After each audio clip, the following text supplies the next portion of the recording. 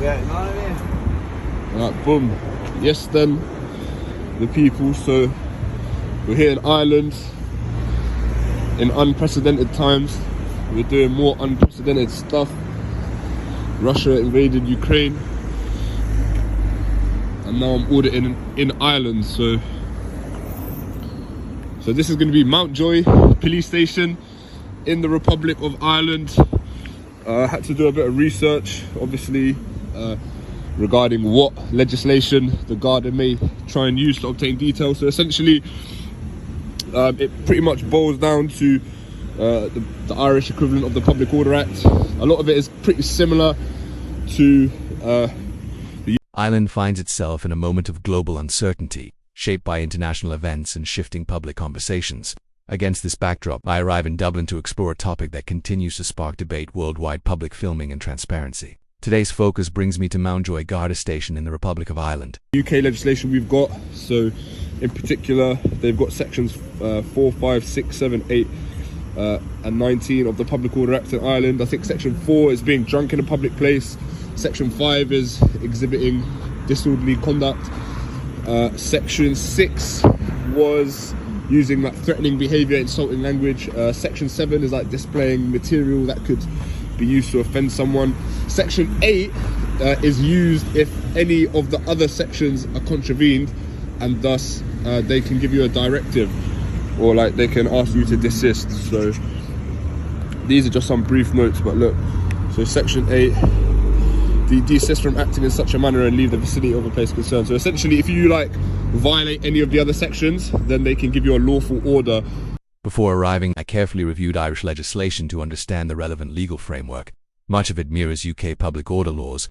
Key provisions fall under the Criminal Justice Public Order Act 1994, outlining offences such as disorderly conduct, threatening behaviour, and obstruction of a peace officer. To leave, and section 19 is obstructing or willfully obstructing an officer, or assaulting a peace officer is what they call them. So if the Garda believe that I've violated any one of these sections, then they've got this section 24 power of arrest without warrant. So essentially, if they can demand, that's the key word, demand details from me, and if I don't give them, then they've got this section 24 power, again under the Criminal Justice Act, otherwise known as the Public Order Act 1994. So obviously Ireland has a constitution, the UK does not. So under Article 46, subsection 6.1 of the Irish Constitution, you have a right to peaceful assembly and a constitutional right to, Sections within the Act allow Gardaí to issue lawful directions if certain behaviours breach public order standards, should someone refuse to comply. Section 24 provides a power of arrest without warrant. Understanding these provisions is essential when filming near sensitive public buildings. Kind of gather in a public place and do whatever you need to do. So yeah, that's the latest. Let's see how this one goes. So yeah, peace. Alright, so just back on this phone now. I think this is the back of the Garda station. This appears to be a prison. Can you see? It's heavily boarded up and whatnot. So yeah, naturally just gonna have a little wander around, man. Just have a little wander around. So yeah, again, this section 24 power of arrest, that looks likely to be the most sort of viable kind of option the Garda are probably going to have to force arrest in the absence of any details. So that's an obstacle we're going to have to overcome.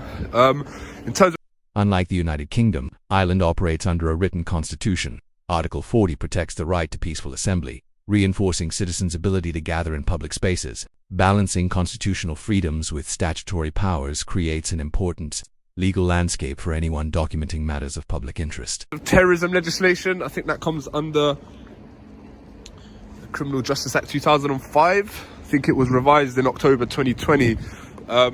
The defence solicitor that I consulted doesn't seem to think that there will be much in way of sort of terrorism option. All right, so we got a car there. So yeah, I don't know. We haven't really. I didn't really look into any sort of. We didn't look into any sort of terrorism legislation, just the public order sort of stuff. There was one thing that I looked at. So it's actually an offence not to give your PIN code to your phone to the Garda if they ask for it. So if they reasonably suspect. As I begin filming near the rear of the station, the area appears quiet. The building includes secure sections consistent with operational facilities. My intention remains simply observe from a public vantage point and document the surroundings while remaining mindful of legal boundaries. That, you know, the phone is used in the commission of an offence, then you must provide them with the PIN code. So yeah, anyway, it appears to be the inside of the station. It looks pretty empty. The solicitor guy said that most Garda stations are pretty empty. This is what their crescent thing, what do you call that thing? You know what I mean. That's what that looks like. Anyway, enough of me talking like this. I'll pick this back up when there's some shit going on. Alright, this is the first vehicle we have leaving the Garda station.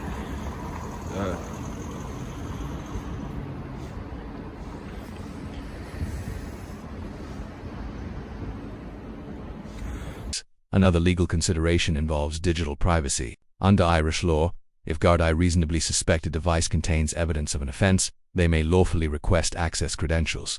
Awareness of such provisions ensures clarity about both rights and responsibilities in modern policing contexts. The very first won't be the last, but what is it? It looks like they're stopping or something.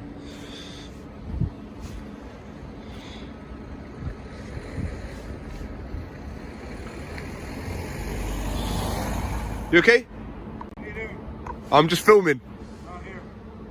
Not on this road. Up on the main street. Is this public? Not public. It's not public. Not public. You sure? Positive. I'm sure that this is public. Prison property. Up onto the main street, please.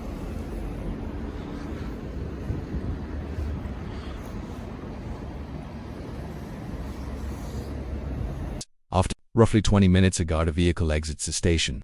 Shortly afterward, an officer approaches to inquire about my presence. The conversation begins calmly, with questions about the purpose of filming and whether the activity serves a genuine public interest. Oh shit, my vape's got all blocked up.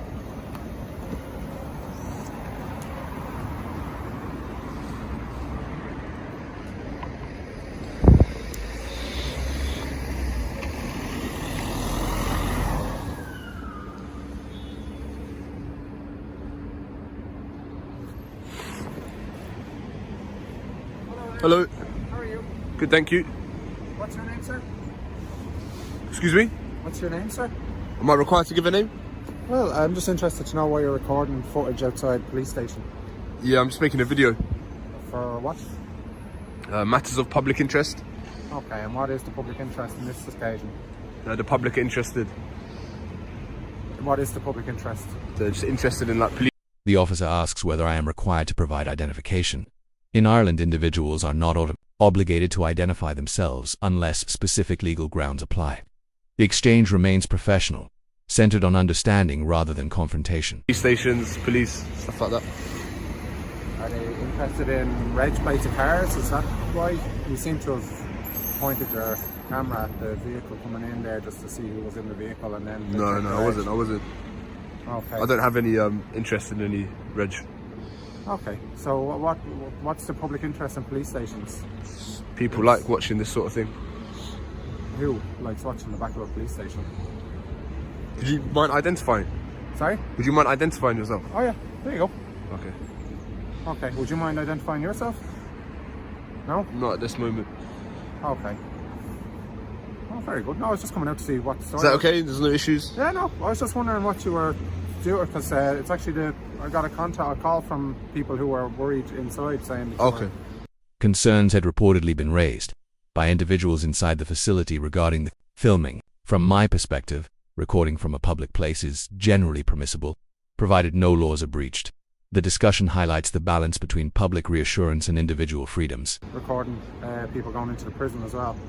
Alright. No, I'm just filming from public. As far as I'm aware, there aren't any rules to stop members of the public filming. I just came out to see what the story was, just to see who you were and what what was going on, but there's no issue with you being here. You can record all you want. Like, I was just wondering, it's a bit, I've never seen anyone just standing here with a camera for whatever length of time. They said you've been here for about 20-25 minutes, so That's right, it's yeah. not really normal. But look, Unprecedented, is it? well, no, unprecedented, but normally there's a reason for it, as opposed to just saying There is a reason. There's a reason for everything. for public interest, though. Okay. So you've never had anyone do this before? Well, we've had protests in relation to other things, but not just for, I woke up on a Tuesday and decided to come stand outside a Garda station. But look, each of their own. If that's what you want to do, fair play to you.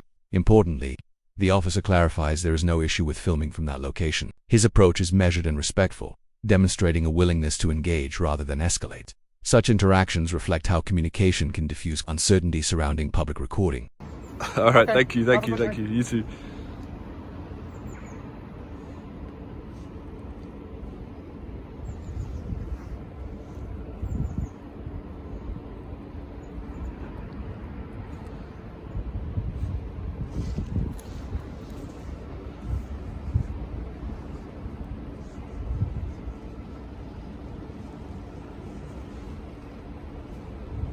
Okay, I'm very impressed. Very impressed with the interaction from that officer, given the fact that, you know, this is completely unmarked territory, so to speak. You know, no one has ever done this before in Ireland, so despite that. Given that public auditing is relatively uncommon, in Ireland, this encounter represents unfamiliar territory for both parties. Despite that, the Garda response remains composed. No legislation is cited, no enforcement action is taken, and the exchange concludes amicably. Yeah, got to give credit to that officer. Are they called officers in Ireland? I don't know, but yeah, fair play to him. Didn't really press too much. Obviously, naturally, he's going to ask for the name, but yeah, given the fact that they've had no prior experience with anyone auditing, I thought he handled it pretty well. Didn't push too much. Didn't quote any legislation. So far so good. That's Mountjoy police station in Dublin, in Ireland. So might set up shop for a little bit longer, and we'll go to the next one. All right, gonna get a little shot of the. Don't forget to join the Telegram group, Curly Coin. I'm just gonna get a shot of one of the vehicles leaving. Reflecting on the interaction, it becomes clear that preparation matters. Learning the legal framework, whether in the UK or Ireland, provides confidence and context. Each country's laws differ slightly, and understanding those differences helps ensure responsible, informed documentation. Just so you guys can have a little idea, they've got Hyundai vehicles, it seems. Looking at me a bit funny, but yeah. That's probably going to conclude that, at least for now. Learning, constantly learning. Again, remember, like when I jumped on this YouTube stuff, I mean, I didn't really know anything about no law or no legislation. Like, just through virtue of doing it in the UK and reading the comments on the videos, I managed to learn quite a lot. That being said, obviously in Ireland, it's completely new, so it's going to take me a while to pick up some things. Obviously, I've learned the kind of bare essentials, so to speak. So we're just going to build on that. S filming concludes at Mountjoy Garda Station. The experience underscores an evolving conversation about transparency, rights, and public institutions. Dialogue and legal awareness shaped today's outcome.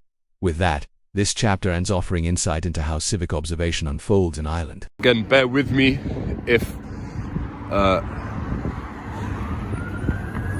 bear with me if at times it's a bit slow or it's not very cohesive or whatever. But yeah, on to the next one. Peace.